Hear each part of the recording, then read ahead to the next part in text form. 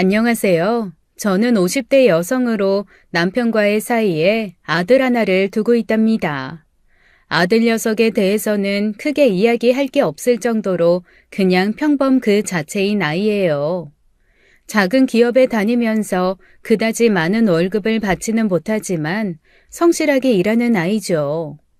저희 부부는 큰 욕심이 없는 사람들이라서 그런지 아이가 그저 성실하고 건강한 것만 감사하다고 생각하면서 살아왔답니다. 외모도 그닥 뛰어날 것 없이 평범하게 생긴 아이죠. 그런데 나중에 생각해보니 이런 조건들이 아가씨들이 좋아할 조건들일까 싶더군요. 왜냐하면 아들 녀석이 이제 결혼할 나이에 있었기 때문이었어요. 요즘 아가씨들이 얼마나 얕고 실리에 밝은지 잘 아시잖아요. 그런 아가씨들의 취향에 우리 아들은 잘 맞지 않을 것이 분명했어요. 걱정이 되었답니다. 그런데 제가 걱정한다고 달라질 일이 있나요? 그래서 집신도 짝이 있다던데 눈을 낮춰서 조건이 맞는 아이를 데려오면 되지 하고 마음 편하게 생각하기로 했답니다. 드디어 딱 좋은 홍기에서 몇 년 지나기는 했지만 아들이 결혼할 아가씨가 있다고 하는 거였어요. 저와 남편은 물론 펄쩍 뛸 만큼 기뻤죠. 며느리를 데리고 인사 오겠다는 날짜를 달력에 표시해 놓고 손을 꼽아가며 며느리감을 만날 날을 기다렸답니다. 드디어 그날이 되었어요. 정성 들여 저녁상을 마련해 놓고 우리 부부는 있는 옷 중에서 제일 좋은 옷을 찾아 입었죠.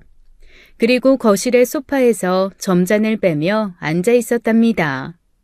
곧 도어락이 삑삑거리면서 울리는 소리가 났고 아들이 한 아가씨를 데리고 현관문을 들어서더군요. 그런데 들어서는 아가씨의 실루엣을 보고 우리는 다 놀라고 말았어요. 얼굴은 자세히 보지 못했지만 몸매가 정말 날씬하고 예쁜 몸매더라고요. 마치 TV를 틀면 등장하는 걸그룹 멤버 같았어요. 가까이서 생긴 것을 보니 인물도 아주 예쁜 아이더라고요. 안녕하세요, 어머님, 아버님. 말씀 많이 들었어요. 제가 이쪽에 앉는 게 편하시겠죠? 며느리는 마치 잘 알고 있는 사람 집에 놀러 온 사람 같이 자연스럽게 굴었답니다. 성격이 상당히 명랑한 아이 같았어요. 제가 저녁 밥상을 차리러 일어서자 굳이 돕겠다고 같이 일어나더군요. 어머니, 이 반찬은 어른들이 좋아하실 만한 것이네요. 상석 쪽에 놓으면 되겠죠? 이건 어느 쪽에 놓을까요? 며느리감은 제가 귀찮을 정도로 이것저것 물어보며 저녁상을 굳이 같이 준비하더라고요. 저녁을 먹고 과일과 차를 내왔을 때도 굳이 과일 접시를 우리 내외 쪽으로 밀어주었어요. 성격이 밝은 것 같구나. 우리 아들은 특히 내세울 것은 없지만 성실하기는 하나이다. 네가 잘 알겠지만 말이야. 어머나, 민수 씨가 내세울 게 없다뇨. 전 민수 씨 생긴 것도 좋고 마음씨도 좋고 모든 게 다 마음에 드는걸요. 그러고 나더니 또 오래 알고 지내온 사람처럼 우리에게 물어보는 것이었어요. 어머님, 아버님께서 오랫동안 열렬한 연애 끝에 결혼하셨다고 민수 씨가 그러던데요. 연애 시절 이야기 좀 해주세요, 어머니. 며느리의 성격에는 그늘 같은 것이 보이지 않았어요. 순진무구 그 자체였답니다. 명랑하고 밝았죠. 저는 슬슬 이상한 생각이 들더라고요. 저렇게 예쁘고 성격도 좋은 아이가 무슨 일로 우리 아들하고 결혼하겠다고 나섰는지 이상하더라니까요. 가까이서 볼수록 하얗게 빛나는 피부에 곧 눈물이 굴러 떨어질 것 같은 영롱한 눈을 가진 당장 탤런트를 한데도 아무 문제가 없을 정도로 예쁜 아이였어요. 그리고 마른 몸매였지만 그저 가느다란 것만은 아니었고 적당히 볼륨 있는 몸매였죠. 키도 날씬하게 커서 모델 일을 해도 될 것 같았어요. 볼수록 신기했고 성격도 겉모습도 마음에 들었죠.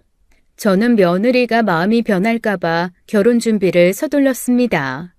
사돈과의 상견례에서도 빨리 결혼시키고 싶다는 뜻을 전하고 사돈이 바쁘시다면 제가 많은 부분을 맡아서 처리하겠다는 뜻을 전했죠. 사돈 부부도 우리 아들이 마음에 드는 모양이더라고요. 그런데 당장 TV에 내놔도 손색 없는 딸을 두었으면서 우리 아들같이 평범한, 아니 평범해서 조금 아래에 있는 그런 아이를 마음에 들어하는 것이 조금 이상하기도 했어요. 거기다가 사돈댁에서도 결혼을 서두르는 눈치를 보였답니다. 저는 어쨌든 이게 웬 떡이냐 싶은 심정으로 안사돈이 최대한 덜 신경 쓰도록 제가 결혼 준비에 적극적으로 뛰어들어서 일사천리로 결혼 준비를 마쳤어요. 그리고 결혼식 날이 되었죠. 결혼식 사회를 맡은 아들 친구 녀석이 신부 입장을 외치고 신부가 식장 안으로 들어서서 걷기 시작하자 사방에서 탄성이 터져나왔습니다. 아니 어디서 저렇게 배우 같은 섹시감을 찾았대? 결혼식장이 아주 반짝반짝 빛이 나는구만. 친척들이 입을 모아 며느리에 대해 한마디씩 하느라고 신부 입장을 할 때 결혼식장이 소란스러웠답니다. 그럼 며느리 옆에 선 우리 아들이 좀 기울어 보이더라고요. 하지만 저는 며느리에 대해서 친척들이 부러워하니 어깨를 한껏 세울 수 있었어요. 거 봐라, 우리 아들이 그다지 내세울 것 없어도 이런 며느리 데려오지 않았냐 하는 심정이었죠. 무사히 결혼식이 끝나고 아이들이 신혼여행을 다녀왔어요.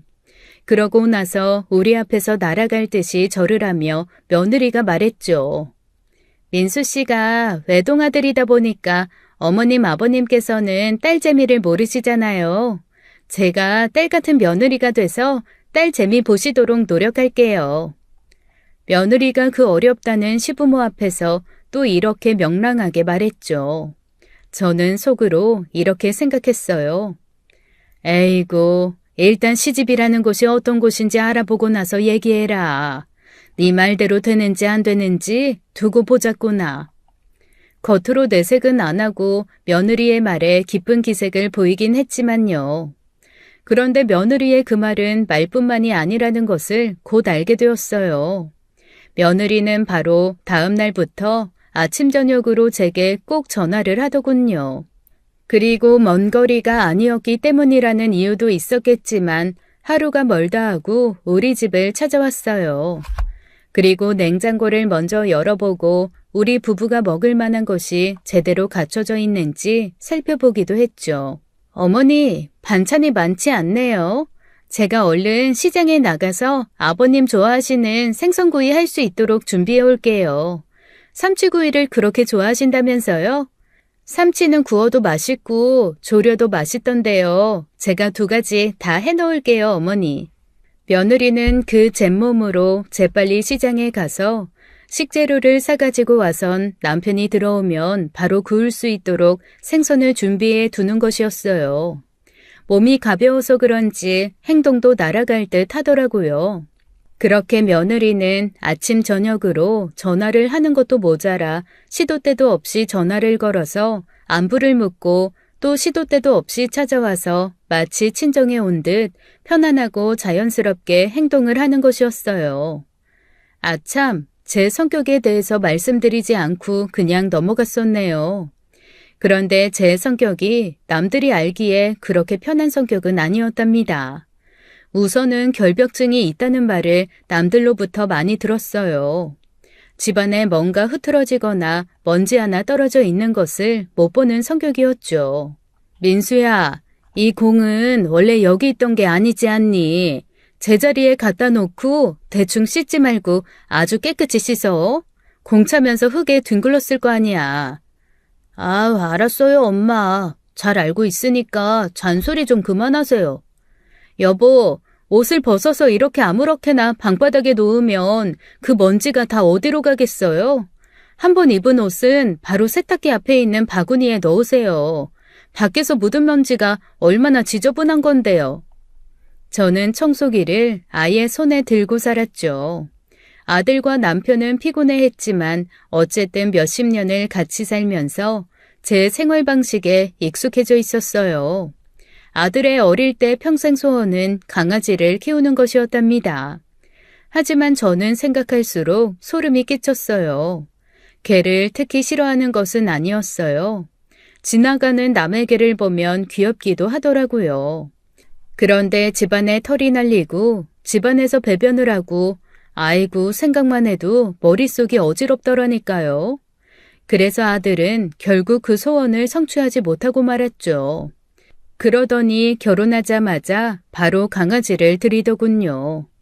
아무튼 저는 그런 성격 탓에 집에 누가 놀러 오는 것도 그다지 반가워하지 않았어요. 어쨌든 사람이 왔다 가면 청소를 한바탕 해야 했고 친한 사람들이라고 와서 제 살림에 손을 대는 것도 싫었죠. 제가 나름대로 질서정연하게 차려놓은 제 살림 중에 그릇 하나라도 위치가 바뀌는 것은 참을 수가 없는 일이었어요. 그런데 며느리가 이렇게 자주 드나들면서 살림에 손을 대니까 처음에는 기특하다고 생각했지만 날이 갈수록 귀찮다는 생각이 드는 겁니다.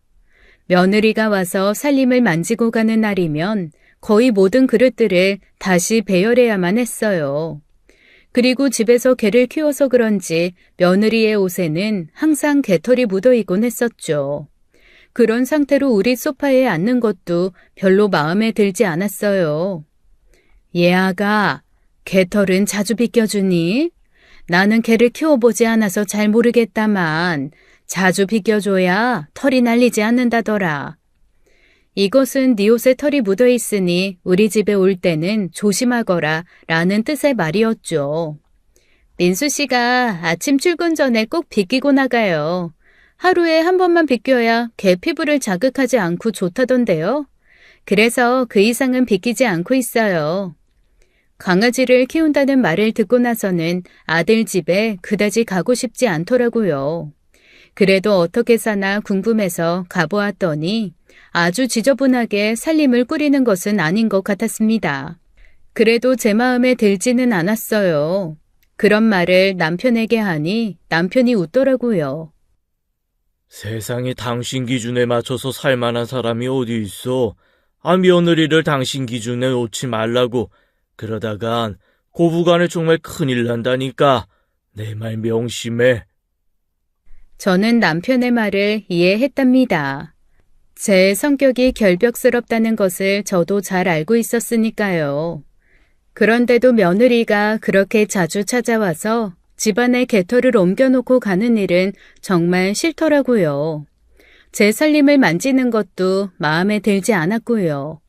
그리고 제가 성격이 좀 차가운 편이라서 그런지 며느리가 딸같이 우리를 대하겠다는 말에도 그다지 믿음이 안 가더라고요.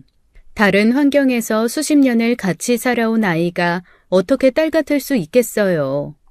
수십 년을 같이 살아온 남편과 아들과도 싸울 일이 생기는데 말이에요. 그래서 굳이 며느리를 데리고 사는 사람들이 참 이해가 가지 않더군요. 며느리나 시부모나 얼마나 불편하겠어요. 저는 어쨌든 딸 같은 며느리는 없다는 생각을 하고 있었답니다. 며느리는 며느리고 시어머니는 어쨌든 시자 들어간 핏줄 섞이지 않은 식구였어요. 너무 자주 찾아오지 않아도 된다는 말을 그냥 하는 말로 들었던지 며느리는 그래도 자주 찾아와서 우리 부부의 음식을 챙기고 빨래도 하곤 했답니다. 며느리가 하는 빨래도 사실 마음에 들지 않았어요. 저는 초벌 빨래를 반드시 해서 세탁기에 넣었는데 며느리는 세탁물을 바로 세탁기에 넣더군요.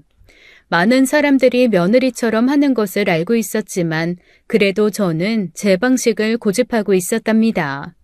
아무튼 이렇게 지내던 중에 저는 며느리에게서 조금 이상한 것을 발견했죠. 얘 아가, 너 지금 밥알이 몇 개인지 세보는 거니? 밥을 왜 그렇게 먹니? 한 그릇 수북히 퍼다가 많이 먹으려무나. 새 며느리가 밥 먹는 모양이 어느새 또 마음에 걸렸어요. 며느리는 우리 부부의 밥은 수북히 담으면서 자신의 밥 공기에는 거의 3분의 1 정도만 채우는 것이었죠. 그걸 또 한 알 한 알 주워 먹듯 먹는 것이었어요. 며느리가 그렇게 말라있는 이유를 알겠더라고요. 음식은 복스럽게 먹어야지. 그렇게 먹는 음식은 영양으로 가지 않는단다. 저는 원래 이게 습관이 돼서요, 어머니. 이렇게만 먹어도 배불러요. 걱정하지 마세요. 사실 걱정이 아니라 어느 정도는 야단을 친 것이었어요. 그런데 며느리는 그런 제 뜻을 이해하지 못하는 것 같았죠. 같이 밥을 먹을 때마다 새모이처럼 주워 먹는 모습이 못내 못마땅했습니다. 그렇게 지내던 어느 날, 그날도 며느리가 찾아와서 청소도 해주고 요리도 해놓은 날이었어요.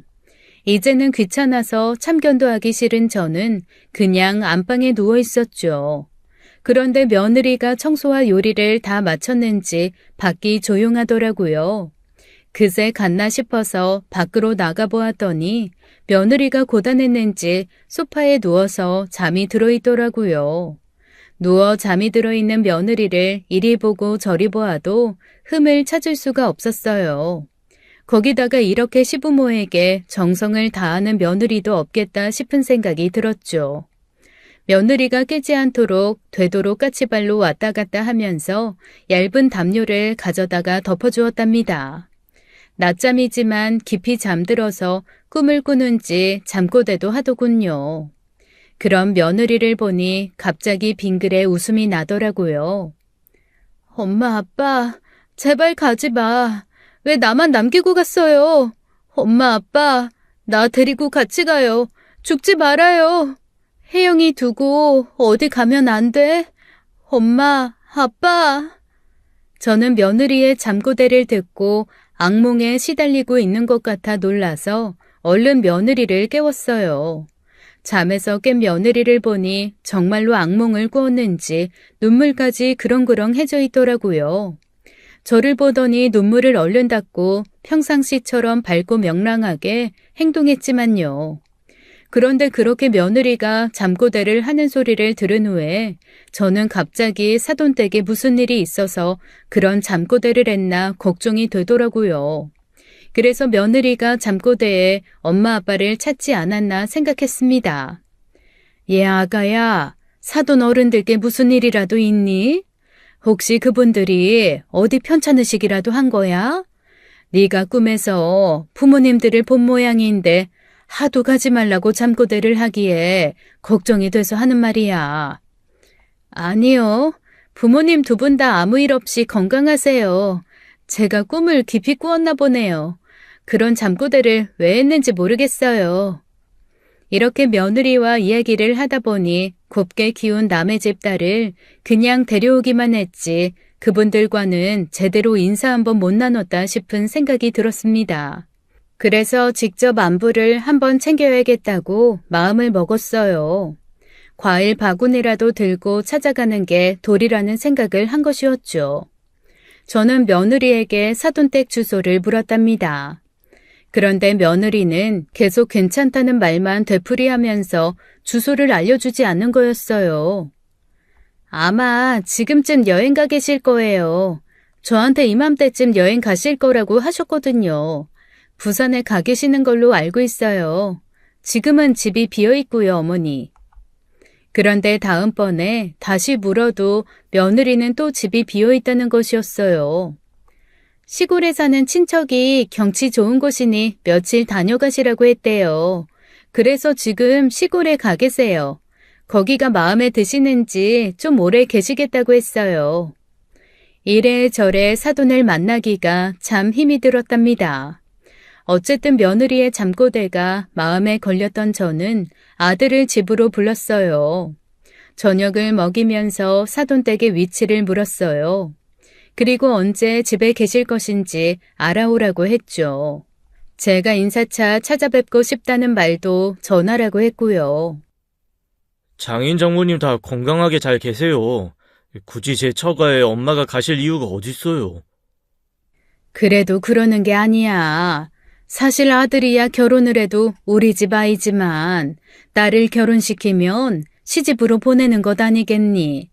아직 우리나라 사람들이 결혼에 대해서 그렇게 생각하니 한번 찾아뵙고 인사드리는 게 도리다. 네가 어떻게든지 언제 댁에 계실 것인지 알아보고 찾아뵙고 인사드리겠다고 전해드려. 우선 주소라도 알려주면 가서 아무도 없다고 하더라도 내가 가보마.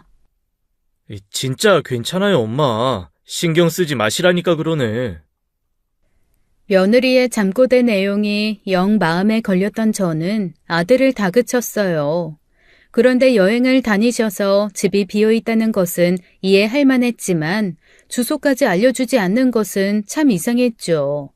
그렇다고 며느리에게 큰 소리를 내면서 주소를 알아낼 수야 있나요? 만만한 건 아들이었죠. 그래서 마치 귀찮다는 듯이 대꾸하는 아들 녀석에 등짝을 아프도록 때리면서 주소라도 대라고 했습니다. 그런데 아들이 이상할 정도로 당황하는 것 같더라고요. 저는 직감적으로 사돈댁에 무슨 일이 있는데 그것을 아이들이 우리에게 숨기고 있다고 생각했죠. 그래서 아들을 계속 다그쳤어요. 그런데 제가 계속 고집을 부리며 다그치자 아들의 입에서 충격적인 이야기가 튀어나왔습니다. 엄마, 죄송해요. 사실은 집사람 어머니 아버지 다 안 계세요. 안 계시다니? 그러면 우리가 봤던 사돈들은 다 누구란 말이야? 도대체 무슨 말인지 알아들을 수가 없구나. 아들이 다음 순간 제 앞에 무릎을 꿇으며 빌기 시작하더라고요. 그 사람들 다 대역 아르바이트 하는 사람들이에요. 왜 결혼식 같은 행사에 친구 역할도 해주고 부모님 역할도 해주는 그런 아르바이트 있잖아요. 그런데 엄마, 이거 다 제가 주도해서 이렇게 된 거예요. 그 사람한테는 잘못 없어요. 제가 그렇게 하자고 해서 그렇게 된 거예요. 용서해주세요, 엄마. 네? 그런 아르바이트가 있다는 것은 저도 알고는 있었어요. 하지만 그런 일은 TV 드라마에서나 일어나는 일이라고 생각했었어요. 그런데 우리 집 본사에서 그런 사람들이 와서 사돈 역할을 하도록 아들 부부가 우리를 속였다는 것이었죠. 저는 설명을 듣고 이제 머리 다 큰 아들이지만 계속 패주었답니다. 아마 아들 등짝에 제 손자국이 여러 개 찍혔을 거예요. 아들이 그렇게 저한테 매를 맞고 제 집으로 돌아갔죠. 남편에게도 이 사실을 말하지 못한 채로 저는 혼자 생각에 잠겼습니다. 그런데 생각을 하면 할수록 도저히 용서가 되질 않더라고요. 며느리가 구하라는 게 용서가 되지 않는 것이 아니라 그런 식으로 우리를 감쪽같이 속인 그 앙큼함과 아들 녀석의 바보스러움이 저를 화나게 했던 겁니다. 며느리에게 전화를 걸어서 당분간 보고 싶지 않으니 오지 말라고 차갑게 말했죠. 이건 정말이지 만행 수준이었어요. 어떻게 아들이 우리한테 이럴 수가 있는지 속이 있는 대로 상한 저는 그만 울고 말았답니다. 마치 아들의 결혼에 사기 결혼을 당한 그런 느낌이었거든요. 그렇게 화가 난 상태로 며칠이 지났을 때 우리 집에 정말 갑작스러운 전화 한 통화가 걸려왔어요. 혹시 윤재공님하고 사이가 어떻게 되십니까? 부인 되시나요? 여기 전라도 순천인데요. 지금 윤재국님이 병원에 계십니다. 남편이 며칠 전에 직장일로 출장을 떠났는데 직접 운전을 해서 떠났었죠. 그런데 병원에 있다니 하늘이 무너지는 것 같더라고요. 하늘이 무너지는 것 같이 놀라기는 했지만 그래도 그냥 좀 다친 것이려니 생각했답니다. 그런데 이어지는 경찰의 설명은 그런 제 기대를 산산이 부숴버리고 말았어요. 음주운전 차가 중앙선을 넘어서 역주행을 했어요. 윤지국 씨가 운전하시는 차량을 들이받아서 이런 말씀 정말 유감입니다만 윤지국 씨가 운명하셨습니다. 잠시 내려오셨다 가셔야겠어요. 여기까지 이야기를 들었을 때 그냥 꿈속에서 누군가 제 귀에 대고 알 수 없는 말을 짓거리는 것 같은 느낌이었습니다. 운명을 하셨다는 말에 대해서도 얼른 와닿지가 않았어요.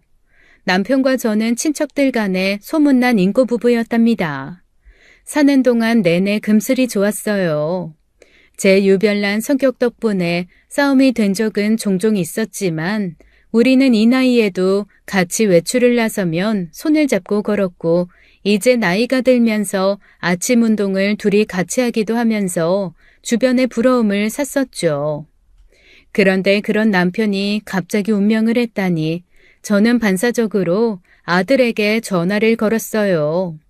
아들 부부가 순식간에 집으로 달려왔더군요. 아들이 다시 한번 그 지역 경찰서에 전화를 걸었고 아까 그 남편이 운명했다던 말을 다시 확인했어요. 그제야 집안의 곡소리가 울렸죠. 민수야, 네 아버지 돌아가셨다는 거 사실 아니지? 이게 대체 무슨 일이야? 나는 네 아버지 없인 하루도 더 못 산다. 이건 말도 안 된다. 나는 네 아버지 눈 감은 거 도저히 못 보겠어. 결국 아들만 내려가서 남편의 신원을 확인했고 남편은 신속하게 우리가 사는 서울로 이송되었답니다. 하얀 시트에 덮여있는 한 사람이 있었어요. 시트를 걷어보니 바로 남편이더라고요. 저는 그냥 병원 바닥에 굴렀죠. 기절이라도 할 수 있다면 좋겠는데 그게 안 되더라고요.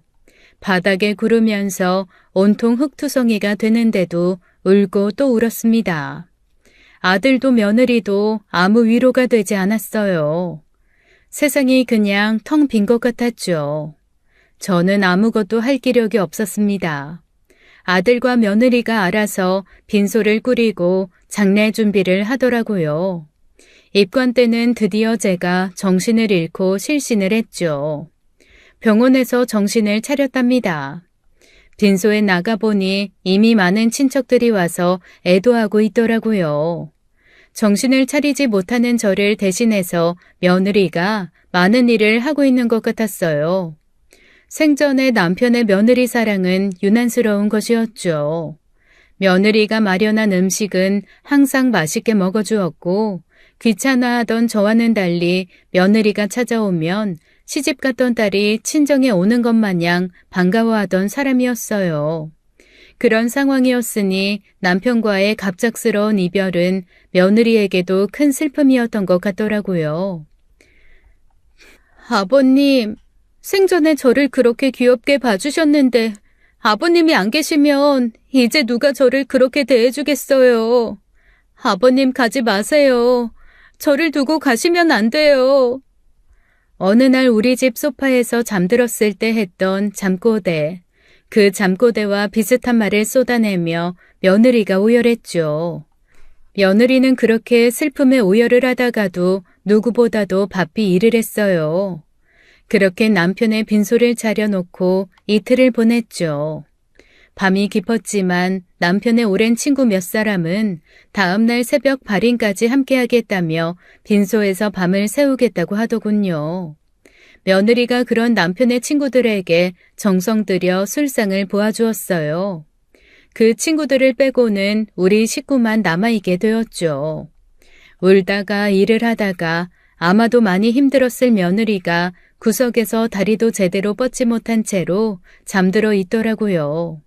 저는 평소에 술이라고는 입에 대보지 않았지만 술이라도 마시고 이 시간을 때워야겠다는 생각에 그리고 견디지 못할 괴로움에 아들을 시켜 술을 가져오라고 했답니다. 남편은 지나치게 맛있는 일은 없었지만 평상시에 술을 좋아했었어요. 집에 오면 그렇게 술상을 찾는데도 제대로 마주 앉아주지도 않았던 그 일조차 마음에 걸려왔습니다. 떠나고 나니 못해준 것만 기억이 나더군요. 집안에 먼지 하나 더 쌓이는 것이 뭐에 그리 중요한 일이라고 일터에서 피곤해 지쳐 들어오는 사람에게 옷 갈아입는 것까지 잔소리를 해댔는지 후회스러워서 땅을 치고 싶었습니다.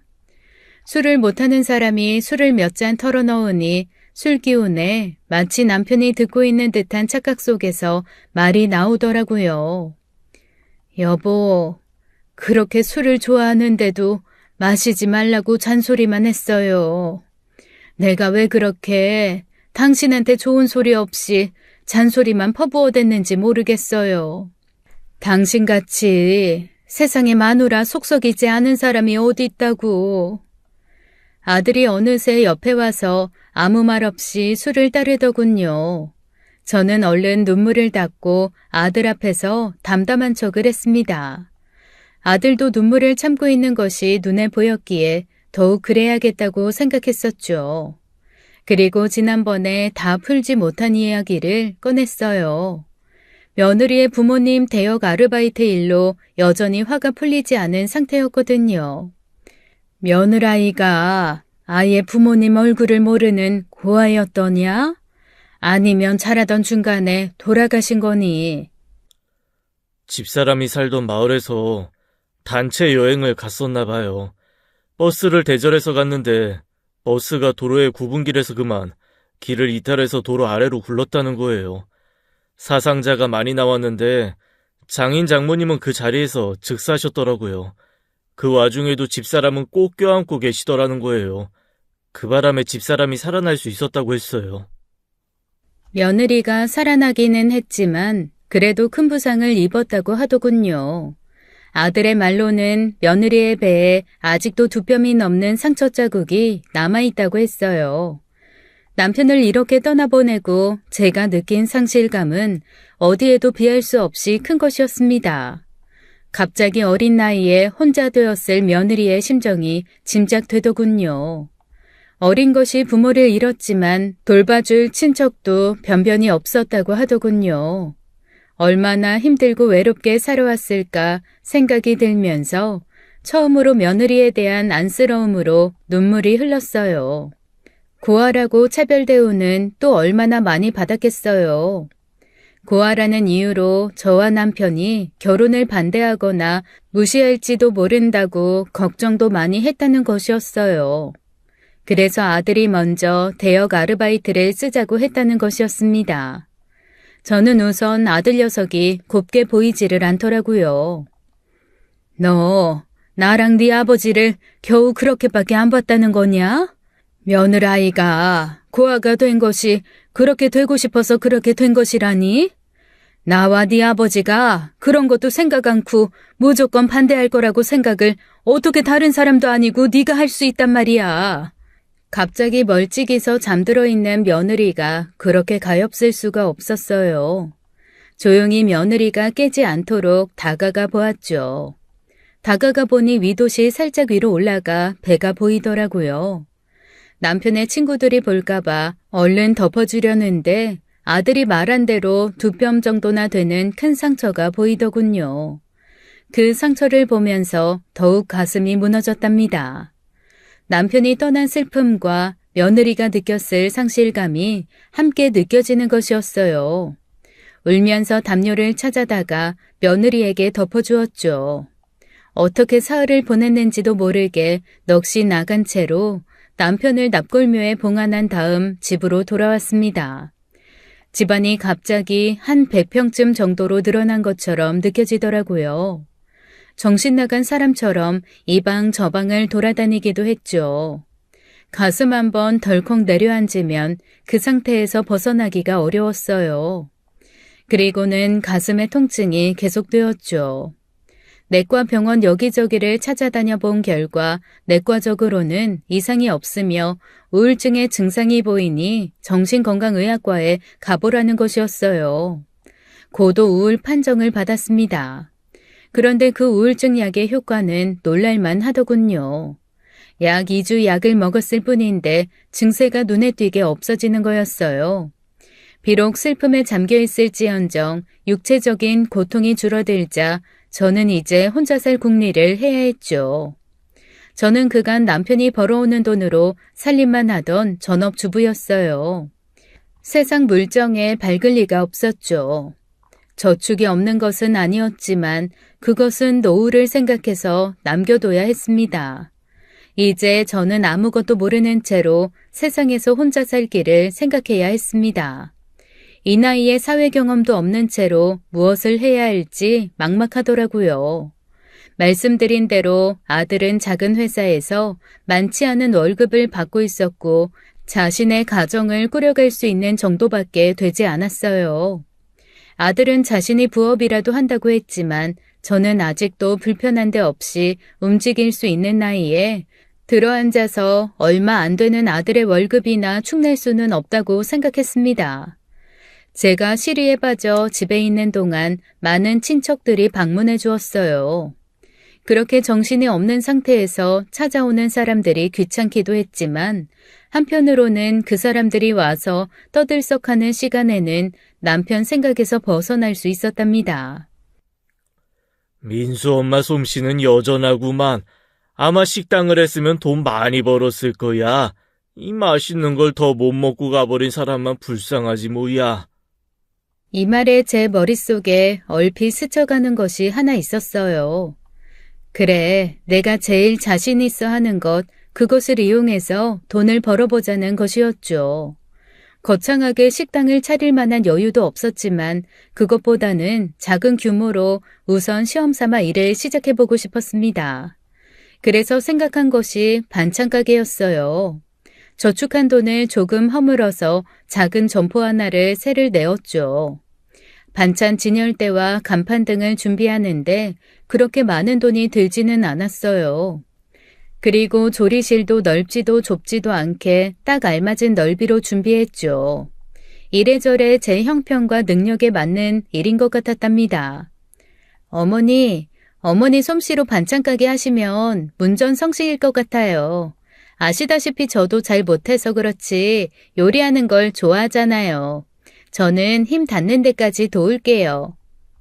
며느리가 남편의 장례 때에 보여준 모습은 누가 뭐래도 진심에서 우러나오는 것이었다는 점을 제가 잘 알고 있었답니다.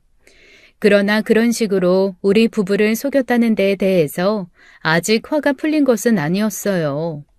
그렇다고 아들 며느리를 갈라 세울 수도 없는 일이었죠. 그래서 저는 최대한 마음을 너그럽게 먹으려고 애썼어요. 화가 난 것은 시간이 가면 풀리겠죠. 그래서 일단 그 진심 하나만을 보자고 마음을 먹은 것이었어요. 그래서 며느리가 돕겠다는 그 말을 받아들였답니다. 반찬가게 이름도 고부집이라고 붙였어요. 당연히 저에 비하면 서툰 솜씨였지만 며느리는 무엇이든 열심히 배우려고 애썼고 저는 성의껏 가르쳤답니다. 그러면서 저는 점점 그 화가 났던 감정을 잊고 있었어요. 제 솜씨와 며느리의 정성으로 가게는 처음 생각보다 잘 되었어요. 처음부터 문전성시를 이룬 것은 아니었지만 우리 집 반찬이 맛있다고 입소문이 나면서 별다른 광고나 홍보 없이도 찾아주시는 분들이 많았죠. 어머니, 이제 어머니는 말씀으로만 가르쳐 주시고 몸 움직이는 일은 제가 다 할게요. 저도 어깨너머로 배운 건 많지만 그래도 어머니 말씀이 계셔야 그 맛이 날 것 같아요. 음식 만드는 일이 생각보다 힘이 든 일이란다. 너도 살림을 하니 잘할 것 아니냐. 내가 아직 움직이는데 아무 문제가 없으니 함께하면 된단다. 그리고 며느리는 손님이 뜸한 시간만 나면 어디서 구해왔는지 안마기 등을 동원해서 저를 살펴주었죠. 어머니, 이 안마기가 좋다고 소문이 자자하기에 밤에 홈쇼핑에서 싸게 팔 때 어머니께 좋겠다 생각해서 하나 장만했어요. 어머니, 이쪽으로 돌아앉아 보세요. 제가 실험을 해보니까 아주 시원하던데요. 며느리의 말대로 그 안마기로 해주는 안마는 정말 시원하더군요. 뭉쳤던 어깨의 근육이 제대로 풀리는 것 같았어요. 며느리는 아침에 저보다 조금 늦게 출근했어요. 왜냐하면 아들을 출근시키고 와야 했기 때문이었죠.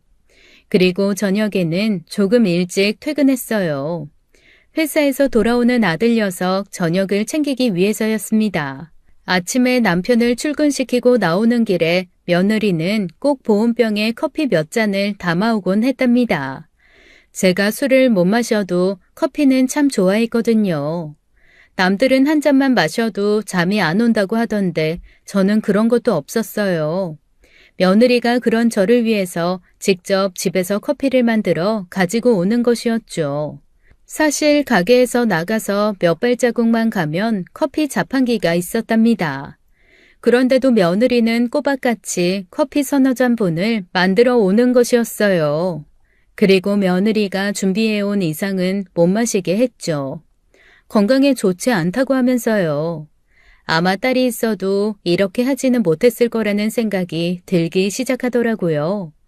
비록 남편은 세상에 없었지만 가게도 잘 되고 무엇보다 우리 고부는 알콩달콩 잘 지내게 된 것이 정말 다행스러운 일이었습니다. 며느리는 정말 효성스러운 딸처럼 저를 생각하고 있었고 저도 더 이상은 시자 붙은 어머니가 아니라 친어머니처럼 며느리를 대하고 있었어요. 그런데 호사다말하고 어느 날부터 우리 가게에 이상한 일이 벌어졌답니다. 아까도 말씀드렸지만 제가 며느리보다 조금 일찍 반찬 가게에 출근하고 또 며느리보다 조금 늦게 퇴근했죠. 그런데 어느 날 반찬의 양이 좀 빈다는 것을 제가 깨닫게 된 것이었어요. 그뿐만이 아니었죠. 주방도 제가 정리해두고 퇴근할 때와는 조금 달라져 있는 것이었습니다. 저는 아시다시피 결벽증이 심한 사람이랍니다. 주변에 무엇이 조금만 달라졌다 하면 금방 느끼는 사람이었어요. 그런데 조리기구 등의 위치가 미세하게 달라져 있는 것이었죠.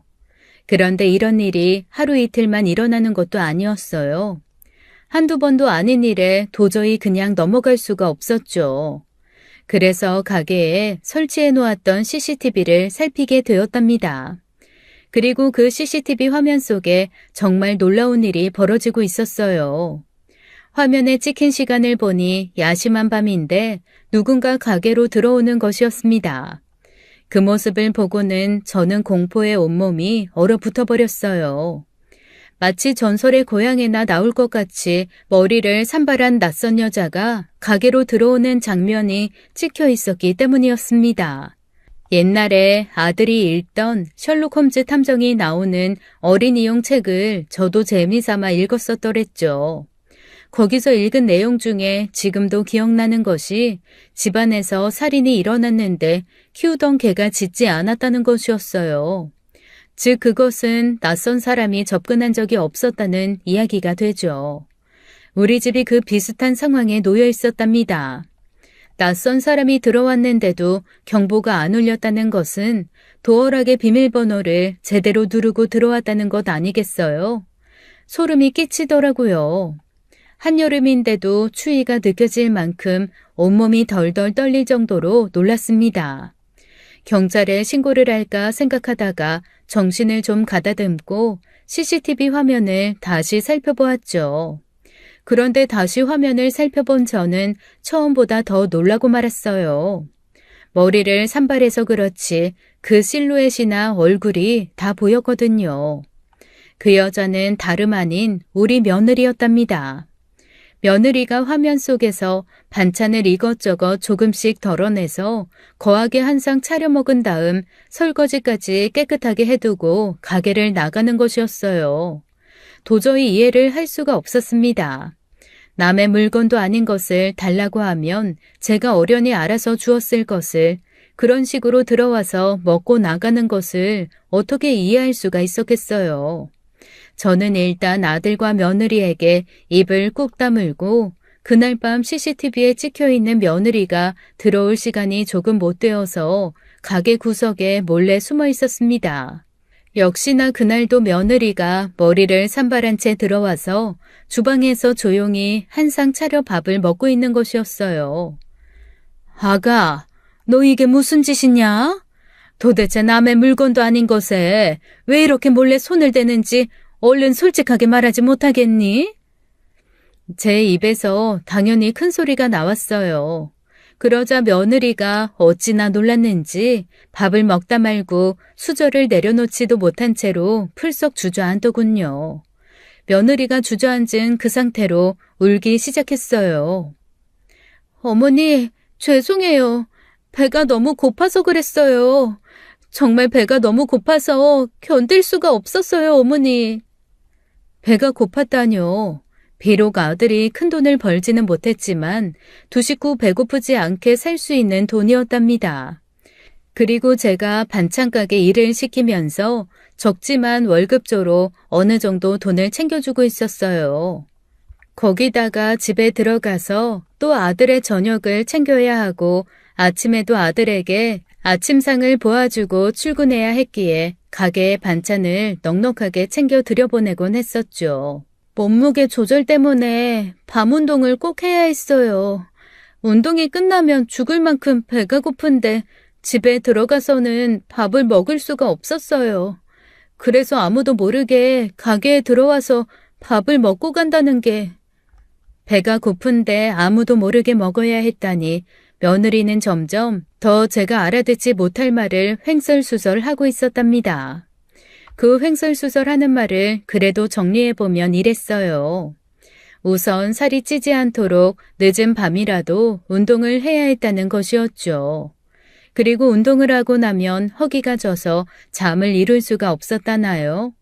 여기까지 이야기를 듣는데도 달래가면서 간신히 들을 수 있었습니다.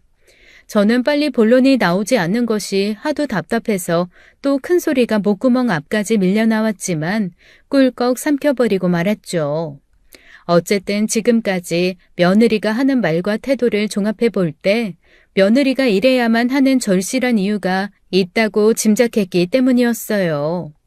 따뜻한 물을 가져다가 천천히 마시게 하면서 말할 수 있는 상황을 만들어 주었죠. 며느리는 그래도 한참을 망설이더니 이야기를 시작하더군요. 민수 씨와 헤어지는 건 정말 무서웠어요. 제가 살이 찌면 민수 씨하고 이혼을 해야 할 것만 같아서 그래서 밤에 운동하고 허기가 져서 가게에 들어와서 밥을 먹었던 거예요. 아니 그게 다 무슨 말이니? 도대체 우리 아들하고 사는데 무슨 몸무게 제한이라도 있단 말이냐? 며느리는 부모님이 돌아가셨을 때의 이야기부터 제게 들려주기 시작했답니다. 얼마 전에 남편을 떠나보내고 저도 아직 그 상처가 치유되기 전이었어요. 남편을 잃고 세상에 아무것도 남지 않을 것 같았던 심정. 그것은 정말 겪어보지 않으면 모를 일이죠. 그래서도 그 어린 나이에 부모님을 잃고 느꼈을 그 상실감을 저는 충분히 이해할 수 있었답니다. 부모님이 돌아가신 후 먹을 수 있는 것이라면 닥치는 대로 먹는 것으로 스트레스를 푸는 증상을 보였어요. 학교 선생님께서 저를 병원으로 데려가시기도 했었고요. 그래도 그 폭식하는 병이 고쳐지지 않았고 살이 100kg 가까이까지 쪘었어요. 저 역시 남편을 잃고 그 스트레스에 전에 전혀 입에 대지 않던 술을 거의 몇 주 동안 밤에 혼자서 홀짝거리며 마시기도 했었습니다. 이제 일이 바빠지면서 술을 자연스럽게 끊을 수 있었지만 제가 입에 안 대던 술을 마시면서 스트레스를 달랜 것이나 며느리가 어릴 때 손에 잡히는 대로 먹으면서 스트레스를 푼 것이나 다를 바가 없다는 생각이 들었어요. 그렇게 폭식증으로 거의 100kg까지 몸무게가 늘게 되자 어린 나이였지만 여러 가지 합병증이 오더라는 것이었습니다. 어린 나이에 이미 혈당 수치가 높게 나오기 시작했고 고지혈 증상도 보였으며 혈압도 위험할 정도로 높아졌었다는 것이었죠.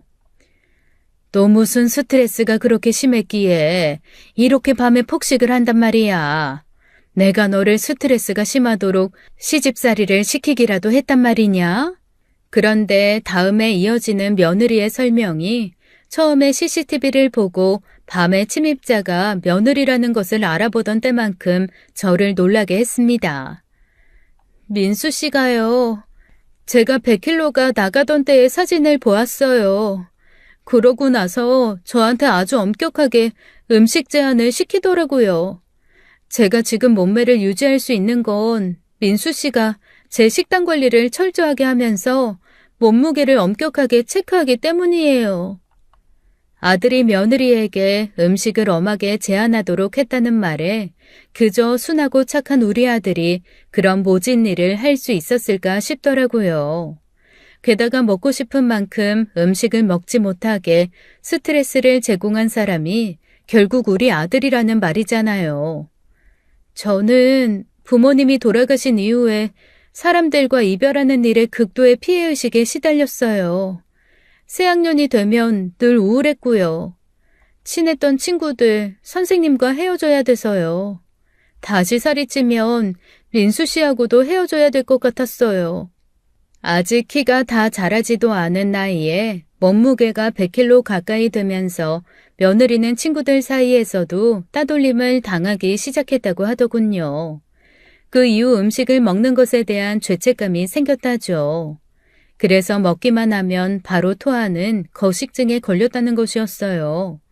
그런 거식증 상태로 거의 정상 체중을 유지할 때 사귀던 남자가 있었다는 이야기를 들려주면서 며느리가 다시 울먹이기 시작했습니다.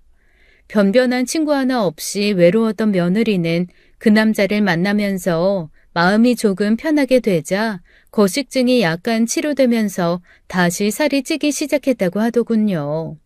그런데 거식증이 치료되면서 몸무게가 갑자기 늘어나니까 이 남자가 며느리에게 이별 선언을 했다는 것이었죠. 그렇게 몸무게 때문에 남자친구와 결별을 하게 된 며느리는 이를 악물었다고 했어요.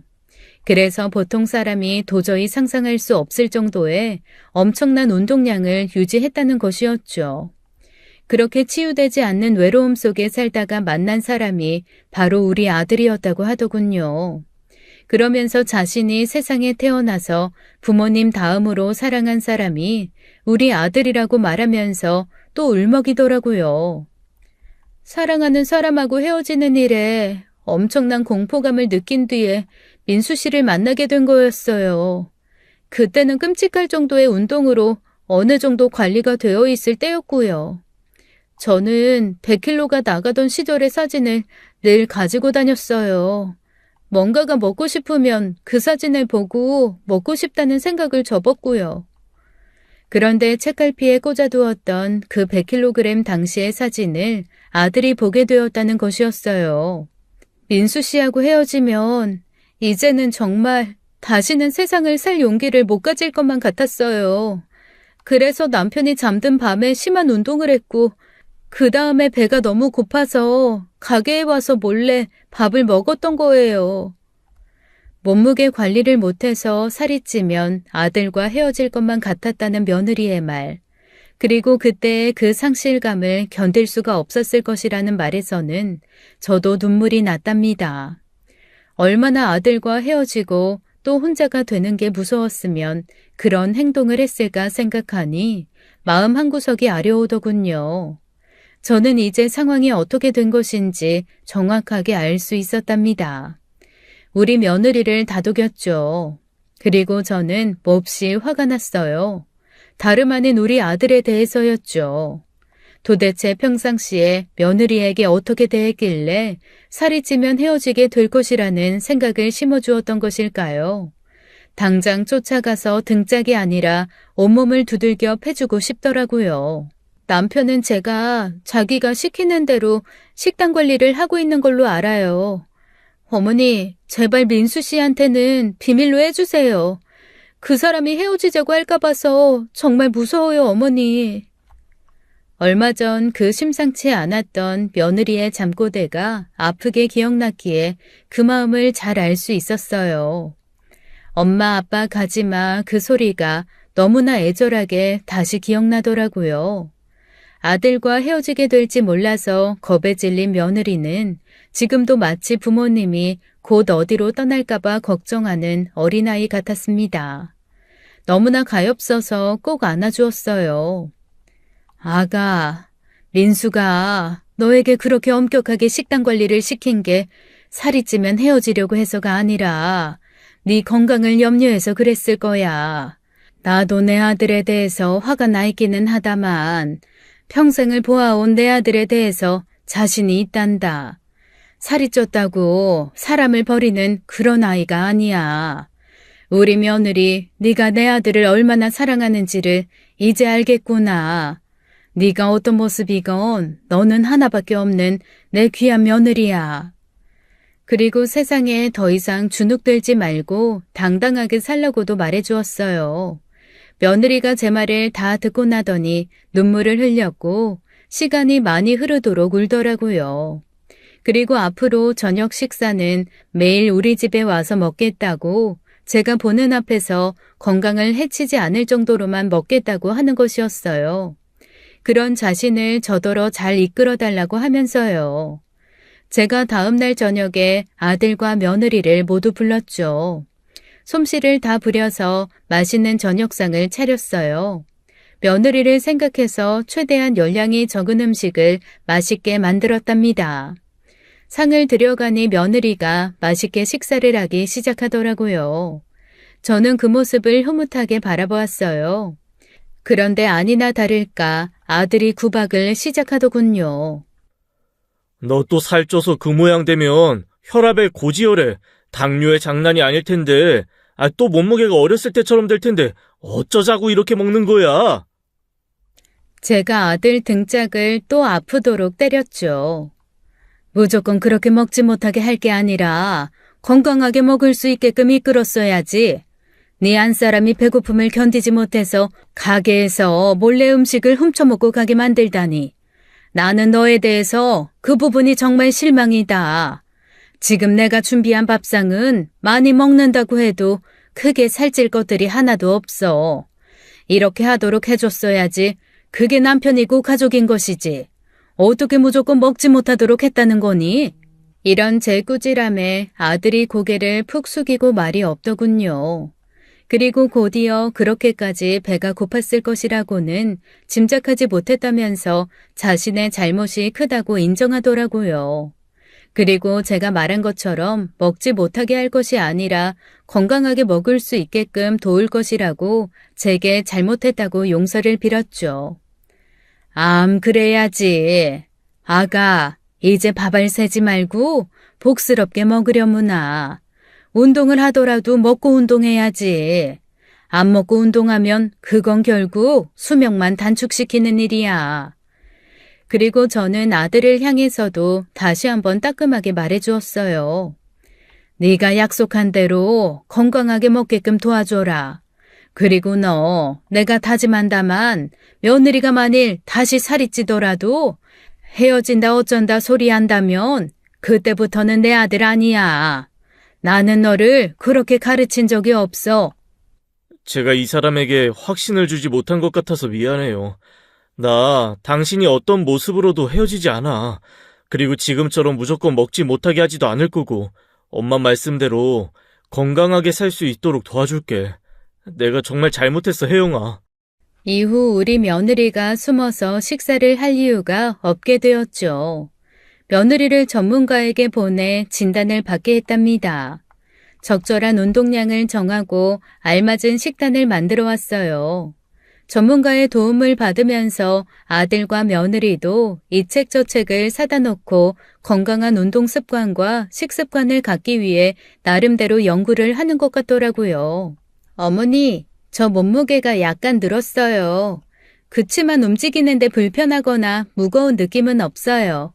세상엔 먹어도 살이 안 찌면서 건강에 좋은 먹거리들이 많더라고요. 제가 학교 다닐 때만 해도 뚱뚱한 사람은 한 반에 하나나 둘 정도였답니다.